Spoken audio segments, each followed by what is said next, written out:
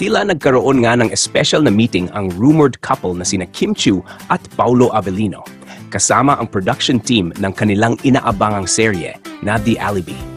Bagamat opisyal na dahilan ng pagkikita ay tungkol sa proyekto, hindi pinalampas ng fans ang napansin nilang kakaibang saya sa mukha ni Paulo na tila hindi lang dahil sa trabaho.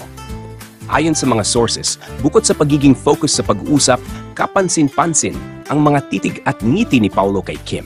May mga sandali raw na parang hindi na meeting, kundi isang moment sa pagitan ng dalawang taong komportable na sa isa't isa. Bakas sa mga larawan at videos na lumabas online ang kasiyahan ni Paulo.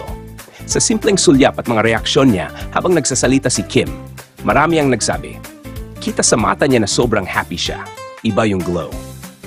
Isang netizen ang nagkomento, kung ganito kasaya si Paulo tuwing kasama si Kim, alam mo nang hindi lang acting ang meron sa kanila. Totoo ang kilig, ramdam mo kahit wala silang sinasabi. Wala pa ring kumpirmasyon mula sa dalawa tungkol sa tunay na estado ng kanilang relasyon.